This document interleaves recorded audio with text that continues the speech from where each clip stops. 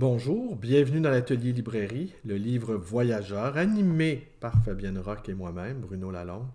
Nous sommes à Montréal le 24 janvier 2019. Alors, toujours poursuivant ma réflexion sur, à partir du livre que j'ai toujours pas lu encore, en fait, c'est quand même assez incroyable. On peut réfléchir simplement à partir d'un livre qu'on n'a pas lu. Le livre est posé sur la table. Je prends celui-ci, par exemple, que je ne vous montrerai pas. Et simplement, par sa simple existence, on peut en retirer quelque chose. On peut le toucher, le sous-peser, et la connaissance tactile, faire tourner les pages, entendre le bruissement des pages. Regardez, c'est beau, hein? Ça, c'est le son de la pensée en mouvement. Vous voyez, on voit les lettres s'envoler. On voit les phrases. Je pourrais simplement, à partir comme ça, je pourrais rêver à partir de cette ventilation-là des pages. Je peux le retourner. Je le mets à plat. Et là, je médite. Je médite sur son existence. Que fait-il dans le monde? Vous pourrez me dire, oui, mais on peut faire la même chose avec le crayon. On peut réfléchir. Hein? Ça, c'est la fameuse découverte de Sartre, du cocktail à l'abricot, que lui a fait découvrir Raymond Aron, qui lui a fait découvrir la phénoménologie, l'étude de ce qui est. C'est fascinant.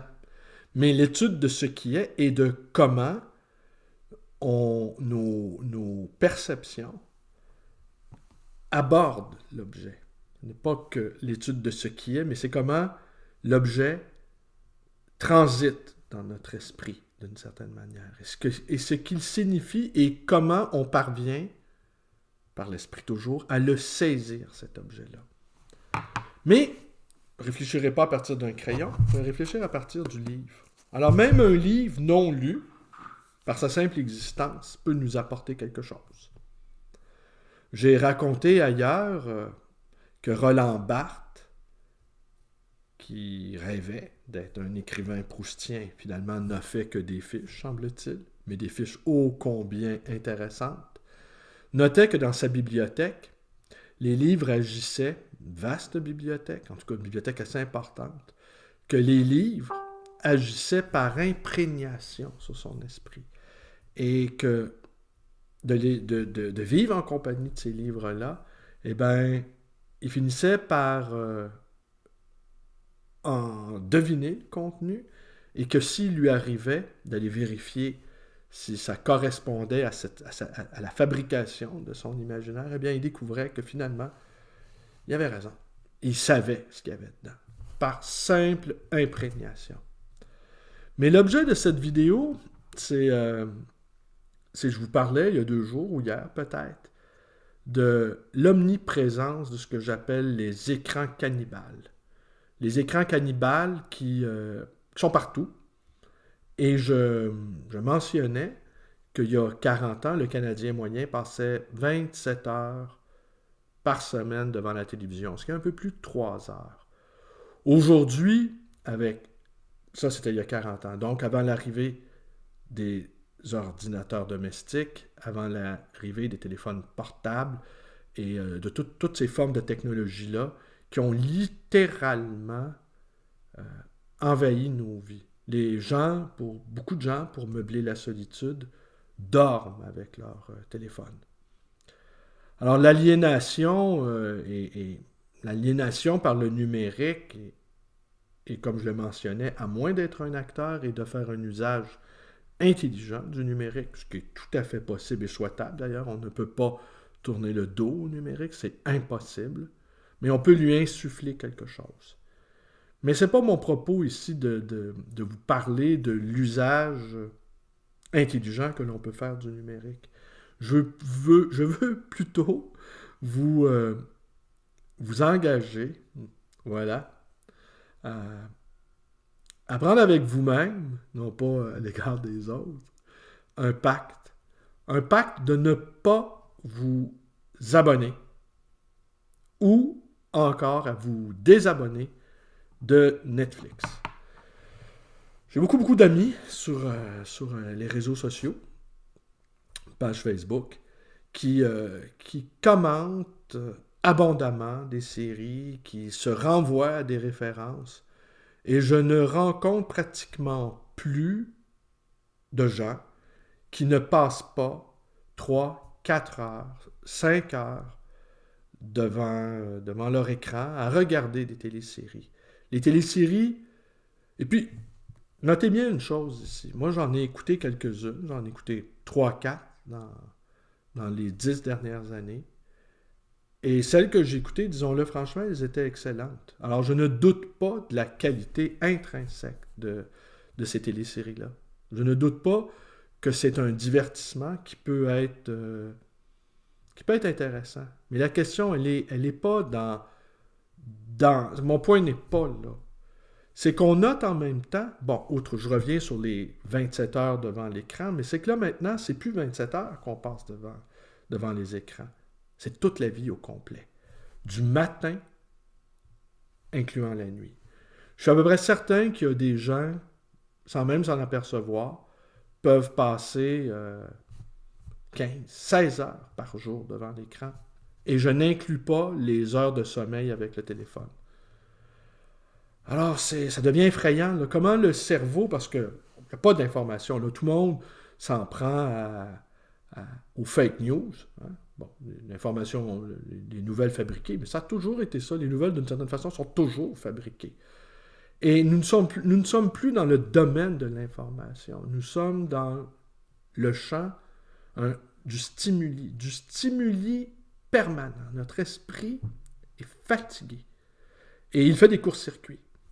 On peut appeler ça un burn-out, on peut appeler ça une dépression saisonnière, on peut appeler ça comme on veut, mais c'est impossible de recevoir quasiment 24 heures sur 24 des stimuli sans qu'à un moment donné, le cerveau ne parvient plus non pas à gérer cette masse de stimuli, mais il y a un court-circuit qui se fait. Ça ne fonctionne plus. Alors qu'une nouvelle soit fausse ou vraie, que ça a zéro importance. Il faudrait... Et puis en plus, je vous dirais une chose. Franchement, là, avez-vous besoin d'être informé? Puis informé, pourquoi au juste? J'en faisais la démonstration il y a quelques années à un de mes amis. J'avais des grands cahiers reliés du journal La Presse des années 20, des années 30. Et je lui disais, regarde, c'est exactement la même chose. Scandale, corruption, pot de vin, meurtre, Canadien qui se fait battre par Boston. C'était exactement les mêmes nouvelles. C'était incroyable. Les mêmes acteurs, les mêmes propos. Et puis tous ces gens-là, on n'a qu'à prendre les gens d'aujourd'hui là, qui font les nouvelles et puis les calquer sur ceux qui les faisaient il y a 80 ans, 90 ans. C'est la même histoire.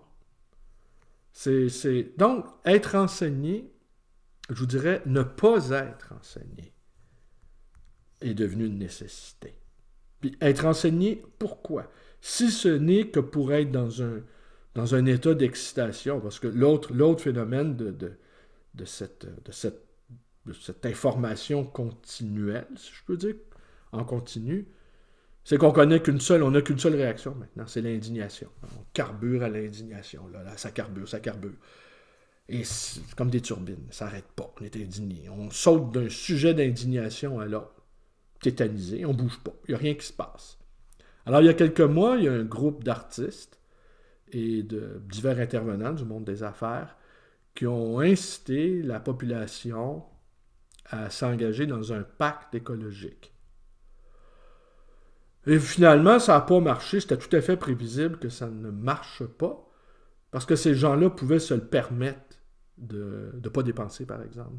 Pouvaient se permettre... Et le message n'a pas passé aussi. Le créateur de ce pacte-là me semble-t-il, non, je ne sais pas comment dire ça, mais moi, en tout cas, il ne m'a pas convaincu. Mais il faut dire aussi, dans notre cas, à nous, Fabienne et moi, euh, nous, on est la catastrophe du système capitaliste. Dans le sens que on consomme pratiquement pas, moi, des livres. Ouais, j'achète des livres. OK. J'achète à peu près, là, maintenant, je me suis beaucoup calmé. J'achète peut-être, je sais pas, j'avance un chiffre 2000, 2500 $ de livres par année. C'est même pas. Écoutez, il y a des gens qui ils font 10, 15 soirées au restaurant, puis l'affaire est réglée, là. Puis même des livres que je pourrais même revendre dans ma librairie, à la limite. Donc, ça me coûterait encore moins cher, et puis je recyclerais le truc. Je parle de livres neufs, là. Ou d'occasion que je trouve sur divers chaînes, parce que je suis un boulimique de livres. Bon, faut bien le dire. Mais c'est tout ce que je dépense. Rien m'intéresse. Je veux pas de mérite. Rien, rien, rien, rien m'intéresse. Je suis comme Socrate là, qui se promenait dans les rues d'Athènes, tel que Platon le raconte, et qui disait Ah, que de choses dont je n'ai envie. Moi, rien me tente. Donc, c'est pas par vertu, c'est par indifférence. Rien me tente. Rien, rien. C'est incroyable. Je veux dire, je suis une catastrophe du point de vue capitaliste. Si c'était que de moi, là, si tout le monde se comportait comme moi, écoutez, avant la fin du jour, le système capitaliste n'existerait plus. Même chose pour Fabienne. Fabienne, elle dépense rien. Mais je l'invite, par contre, à augmenter son niveau de dépense. Je l'invite à dépenser plus. Parce que dans la dépense aussi, comme l'a bien montré Macron, c'est en bataille, la dépense est nécessaire pour créer du mouvement. La dépense est nécessaire pour créer de l'existence, pour créer de la vie. La vie est faite pour être dépensée aussi. C'est comme la santé. Hein? Vous avez une bonne santé, c'est pas pour la conserver. C'est pour l'utiliser. Si vous n'êtes pas en bonne santé, ben vous ne pouvez rien faire de toute façon. Ou à peu près pas. Mais si vous en avez une bonne, c'est pour en faire un bon usage. Donc, travaillez beaucoup, beaucoup, beaucoup. Œuvrez, vaquez, vous battre, créer quelque chose. Ça sert à ça, la santé. Parce que mourir beau, jeune, bronzé et frisé, non, c'est pas un idéal. Hein? Vous en conviendrez avec moi. Alors, je vais faire une autre vidéo demain, toujours là-dessus, parce qu'au fond, l'enjeu maintenant, parce que là, il y a des études qui se publient, de plus en plus nombreuses, sur la disparition de ce qu'on appelle la lecture complexe, ou, comme je l'ai entendu, la lecture profonde. C'est que tous ces écrans-là, je dirais, ils ne visent pas à faire disparaître les grands lecteurs. Mais les grands lecteurs sont assurément à ranger au rang des espèces en voie de disparition. Alors, si vous êtes vous-même identifié comme un grand lecteur, sachez que vous êtes menacé. Sachez que vous êtes une espèce en voie de disparition. Et que c'est nécessaire que vous, en tant que grand lecteur, grande lectrice, ne disparaissez pas. Parce que la multitude s'abandonne aux écrans, mais il doit y avoir encore des gens qui, le soir, le jour, la nuit, lisent Dostoïevski, lisent Balzac, lisent la Bible, lisent Shakespeare, lisent Jacques Poulain, écrivain québécois que j'aime beaucoup, Régent Ducharme. C'est important qu'il y ait encore de grands lecteurs et du point de vue écologique, la préservation des grands lecteurs est une nécessité. Une grande lectrice, un grand lecteur est la plupart du temps un piètre consommateur. Ce que j'ai pu observer dans ma longue pratique de libraire, c'est que plus une personne s'adonne à l'étude, plus elle est pauvre. Le temps consacré à lire, à réfléchir, à se former, est un temps très très long, est un temps et qui doit être l'objet d'attention très particulière. Alors, moi, tout seul ici, dans l'atelier librairie, à moi tout seul, je pars un mouvement, le pacte des grands lecteurs, et la condition première pour, dans cet engagement-là, de préserver, c'est-à-dire vous-même, une grande lectrice, un grand lecteur, c'est de ne pas vous abonner à Netflix, que j'appelle Netflix, parce que pour moi, c'est un outil de containment social extraordinaire. Les gens ne bougent plus. Rien ne va se passer. La démocratie est même menacée. Tout est menacé, en fait. Et puis, ça a déjà, ces téléséries-là ont déjà détruit l'industrie du cinéma. Déjà, l'industrie de la vidéo, qui est plus importante que l'industrie hollywoodienne.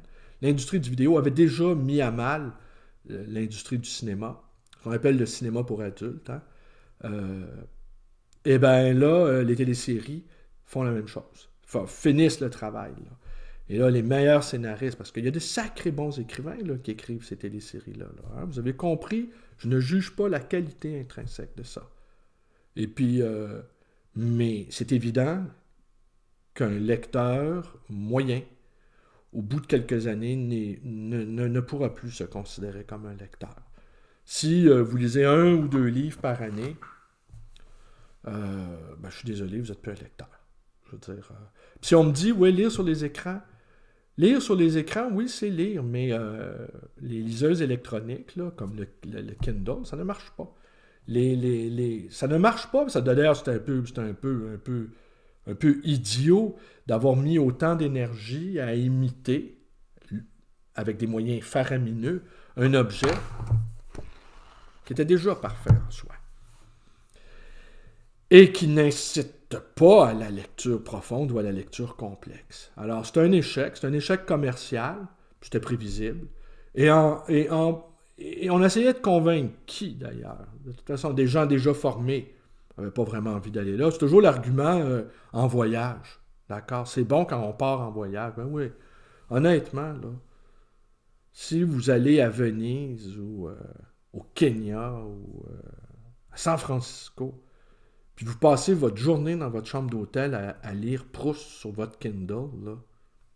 Franchement, là, je peux pas dire que c'est digne d'admiration. Restez chez vous, lisez-le dans la Pléiade à la place. Restez tranquille. D'abord, vous allez être éco-responsable. Hein? L'avion, patati patata, les chambres d'hôtel. Vous n'allez pas, surtout dans les pays du tiers-monde, il ne faut pas aller là. Hein? Ça, c'est encore une autre histoire. C'est pas le propos de c'est pas l'objet de ma vidéo.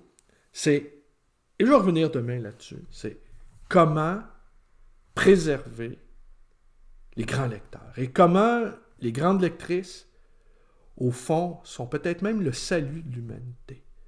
Les grands monastères disparaissent, la vie érémitique semble difficile, le silence, qui est une des choses qui n'existe plus, hein, dans les choses qui ont disparu, et dont on n'a même pas conscience de tout.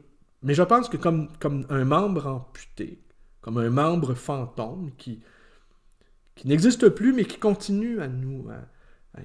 on le ressent encore, hein, on le ressent. On ressent la perte. On ne peut pas la nommer, on ne peut pas la cerner, mais on la subit. Alors, le silence fait partie de ces choses qui ont disparu. Et le silence fait partie des choses qui sont nécessaires pour pouvoir lire en profondeur, pour pouvoir descendre dans Dostoïevski.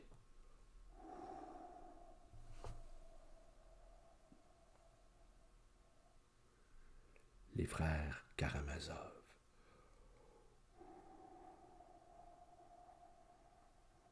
Tchekhov.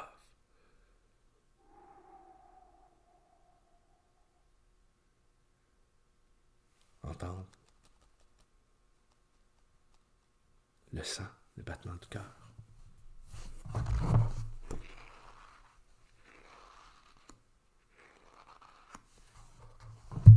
Les livres sont bruissants de vie.